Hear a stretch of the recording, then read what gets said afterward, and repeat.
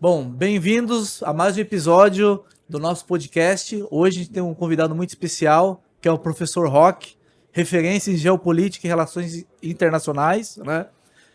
O tema de extrema relevância para o comércio exterior, né? Como os conflitos geopolíticos de 2024 estão remodelando o futuro do comércio exterior. Então, professor Roque, é com você, né? Prazer em tê-lo conosco. Prazer é meu, Helmut. Estou muito contente de estar aqui pelo segundo ano consecutivo. E é o que a gente estava falando, né?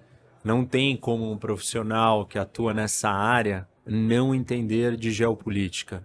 Assim, e eu falei um pouco na minha palestra que a geopolítica é a combinação das linhas de comunicação, que é a logística, com os centros de recursos, que são onde estão os negócios, os países, enfim, né?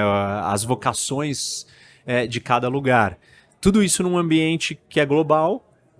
Então, sei lá, se a gente olha bem para isso, talvez uma das atividades mais alinhadas com esse tipo de visão, conhecimento, entendimento do mundo é o comércio exterior. Sim, tá tudo conectado, né? Totalmente. Até a gente está percebendo até uma mudança na cadeia de suprimento das empresas, né? Isso. Então, assim, antes o pessoal tinha aquela estratégia de just in time, né? Meu estoque está no ar, né? Não preciso de estoque. E hoje a gente vê que qualquer conflito, qualquer situação pode acontecer e impactar toda a cadeia. É. E aí as empresas estão mudando aí as suas adaptações, né? Mas entrando um pouco aqui no tema, né, professor, dá um panorama geral aí dos principais conflitos geopolíticos de 2024 aí, como tá desenrolando isso?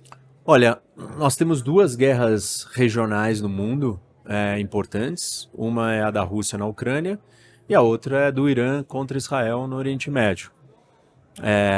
São guerras grandes. Nós temos, além disso, outros conflitos menores, instabilidades menores. Por exemplo, a Venezuela ameaçando de invadir Guiana, Azerbaijão com a Armênia. É um lugar onde também tem bastante recursos energéticos importantes no Azerbaijão. E você tem a Coreia do Norte, as tensões na Península Coreana, sempre vira e mexe e voltam. A África é um lugar muito instável. Nos últimos anos a gente assistiu vários golpes dentro da África, e isso mexeu com um monte de coisas ali.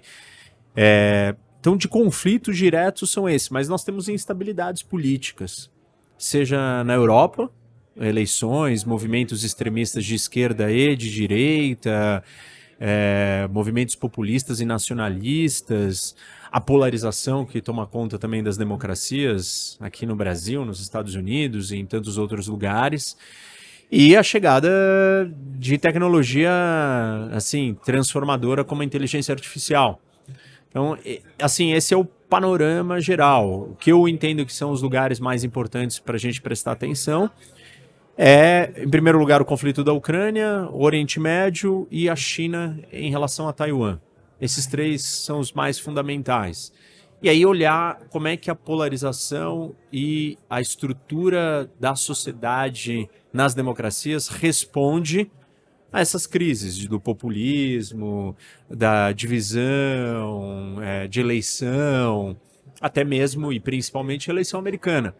Se o Trump não ganhar, se a Kamala ganhar, os americanos vão aceitar o resultado?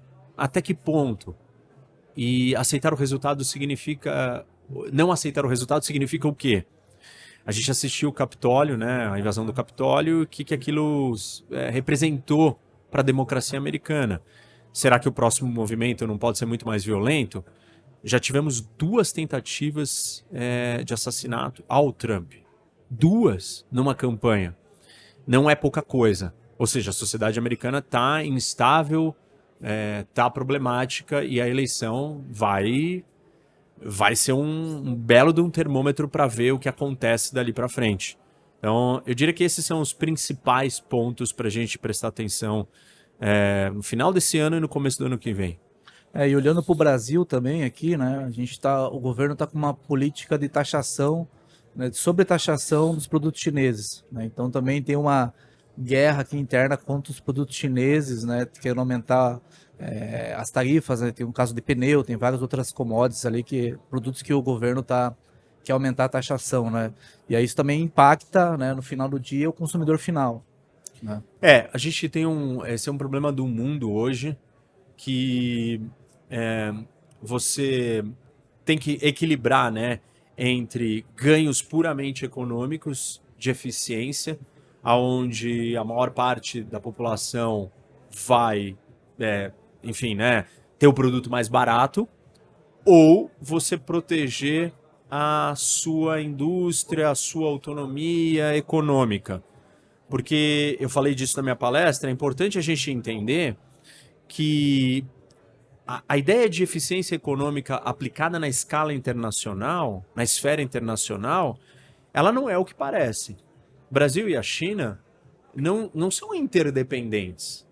Essa ideia, essa noção de interdependência, ela é uma fantasia. Provavelmente o Brasil é muito mais dependente da China do que existe uma interdependência. A palavra interdependência pressupõe dependência mútua. Sim. E não é isso, né? O exemplo que eu usei ali foi minério de ferro. A China tem de quem comprar tanto minério de ferro, se não o Brasil? Diríamos que sim, de outros lugares. E o Brasil tem para quem vender se não for a China? Digamos que não. Então, não é uma relação de interdependência, de dependência mútua. É uma relação de total dependência do Brasil com a China. Por que eu estou falando disso? Porque esse problema da taxação e da proteção da indústria nacional, né, de certa medida, é um problema que afeta a Europa, afeta os Estados Unidos. E movimentos protecionistas estão crescendo no mundo. Por quê? Porque você não se está pensando somente na eficiência econômica final do custo para todo mundo. Está se pensando em emprego, está se pensando em perda de indústria estratégica. Claro que talvez aqui no Brasil o pensamento não seja esse, e muito mais uma dependência, um vício nacional de um problema de administração das contas públicas. Então a gente sempre tenta sobretaxar qualquer coisa para compensar um Estado inchado e pesado e ineficiente. Mas esse fenômeno parecido existe nos Estados Unidos, com o protecionismo. Porque, mais uma vez, o que está ficando claro para quem está assistindo a gente, quem trabalha com comércio exterior, é que o que guia o mundo não é a lógica econômica, é a lógica política. E do ponto de vista político, você precisa responder a eleitores que estão perdendo seus empregos para uma fábrica na China. E a vitória do Trump na primeira vez foi esse sinal. Por isso que o Trump é um dos maiores protecionistas e defensores do protecionismo contra a China. Então, se a gente olhasse se o mundo funcionasse na lógica econômica, qual é o lugar mais barato? É a China. Então todo mundo vai comprar da China. Nós não estamos mais nesse capítulo do comércio internacional. O comércio internacional tem que levar em consideração questões políticas e geopolíticas. E para quem trabalha com isso, precisa mudar essa chave para entender para onde o mundo está indo. Sim. E como o empresário, né, dono de uma indústria, consegue se preparar para esses diferentes cenários? E como que ele pode moldar o planejamento estratégico dele, da empresa, né, de suppliers, né, da operação dele, baseado nesses indícios, nesses sinais de conflitos geopolíticos? Olha, o empresário ele precisa incorporar na sua tomada de decisão o risco político. Isso significa que você foi lá e olhou qualidade, né, para comprar o seu produto. Você olhou prazo, você olhou capacidade de entrega, você olhou transporte, você olhou a geopolítica. Se você não olhou, a sua análise está incompleta e você tem uma grande exposição a um risco que as pessoas não incorporaram na tomada de decisão. Os empresários e o mundo todo se tornou um grande consumidor do conteúdo geopolítico. Sim. Mas ele não incorporou isso estrategicamente na sua tomada de decisão. Isso significa que você tem que colocar ali na sua cadeia de riscos o fator geopolítico e fazer uma análise, uma due diligence e tomar medidas para se proteger do risco geopolítico. Sim. E esse é um trabalho, expandir os fatores que você leva em consideração na hora de fazer o negócio. E empreender isso, né? Você já se preocupa com tanta coisa, você vai ter que se preocupar com mais essa. O que é estranho não ter se preocupado antes, porque aqui no Brasil, quem faz negócio no Brasil sabe disso. Você depende... Todos os seus passos dependem do que o governo vai fazer. Ou seja, você depende o tempo inteiro da política. Sim. É um ponto que a gente nota, né, nos nossos clientes, assim, na empresa. A gente vê que o empresário brasileiro ele está evoluindo o seu nível de maturidade para analisar dados, analisar informações, né, mas muitas vezes o pessoal tem uma análise muito superficial da situação, né, então, e isso é questão de treino mesmo, né, o pessoal precisa incluir a geopolítica como um parâmetro a mais na sua análise de risco, né. Por isso que eu acho que vocês foram muito felizes, né? Enfim, já tem essa visão, segundo ano que eu estou aqui com vocês, porque realmente vocês perceberam o quanto isso é um peso para a atuação no comércio exterior, tecnologia, logística. O entendimento das informações, né? Isso. Saber interpretar, saber entender, né? Até ao longo da história da empresa, a gente foi realmente tentando educar o mercado para que você precisa analisar mais fatores para tomar uma decisão, né? Na pandemia teve muito disso, né? A pandemia todo mundo estava com o seu fornecedor certo e mudou, fechou fronteira, o pessoal teve que se adaptar e aí viu que realmente a informação é crucial para tomar decisão, né?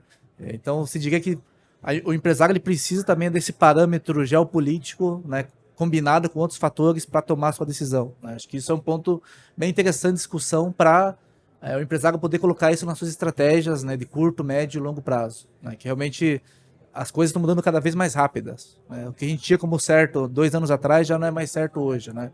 Então o mundo está muito instável, né? Isso. E é difícil lidar com as incertezas. Acho que ninguém gosta de Não. lidar com as incertezas, né? A gente fala que o empresário ele tem medo de lidar com o novo, né? Trabalhar com inovação, e isso é um pouco, acho que, cultural do Brasil que está mudando ao longo do tempo, assim, né? A gente até, quando vai empreender, né, o empresário brasileiro, ele nasce com uma cabeça de, o Brasil é um país continental, eu não preciso pensar global, não preciso expandir, mas a gente viu que não dá para ficar só com um único mercado, né? Então a empresa ela precisa realmente já pensar globalmente desde o de zero. Sim.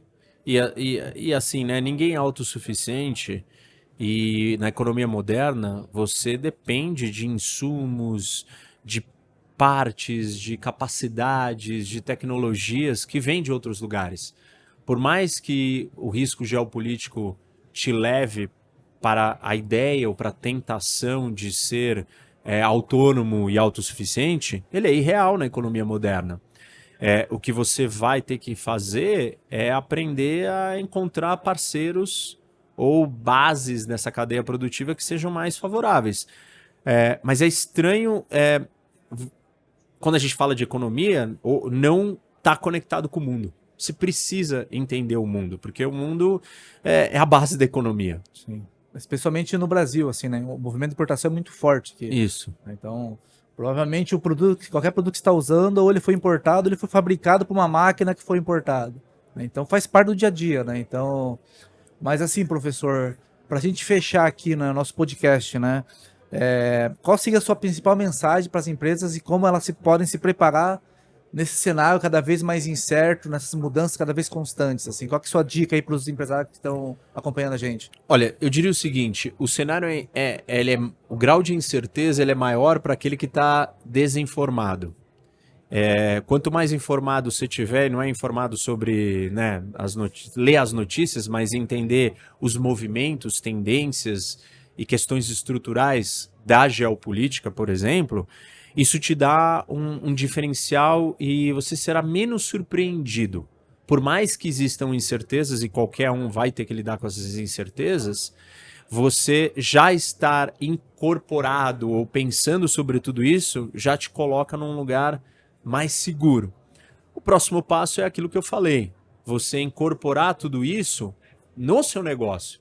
E não só ser um consumidor informado de notícias, né, ou de eventos, episódios do mundo. Não, eu leio jornais. Pô, legal, primeiro passo. Mas como é que você incorporou isso no seu negócio? Seu negócio já incorporou isso? Você fez uma análise de um due diligence geopolítico? Você levantou quais são os fatores de riscos geopolíticos? A sua cadeia produtiva tem o elemento geopolítico inserido nela?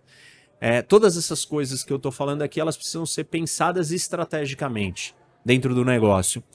E aí o terceiro ponto, acho que você precisa ser bastante realista e entender que em toda adversidade e problema, por pior que seja, e eu falei de um cenário assim super difícil, né? A possibilidade de um cenário muito catastrófico, que é uma terceira guerra mundial. Até nesse cenário existem oportunidades. E quando você é bem realista e pé no chão, você não trata isso como um problema, mas você fala, você se prepara para extrair uma oportunidade daquilo. Sim. Eu acho que se você combinar essas coisas aí que eu citei, você está mais preparado para atuar no século XXI, na era da geopolítica, da tecnologia e dos movimentos assim de poder mais presentes do que nunca. Sim. Então, basicamente, é ler os sinais, né, definir alguns parâmetros, os KPIs, né, Incorporar eles no seu incorporar negócio, isso e ser realista e aí falar, bom, deixa eu tomar uma decisão para me adequar para a oportunidade que existe dentro desse cenário ruim. e ter pelo menos 2 alternativas, ou 3 alternativas Sempre. para se a opção A disruptar, tem a opção B ou a opção C, né? Não, muito legal. Beleza, professor, muito obrigado aí por sua participação. Pessoal, fiquem atentos aos próximos episódios, próximos capítulos, né? Então, muito legal aí poder explorar as mudanças, né, na geopolítica no cenário do comércio exterior. Obrigado aí, professor. Obrigado, Helmut. Valeu. Prazer estar aqui com vocês e até uma próxima. Boa, obrigado. Valeu. Valeu.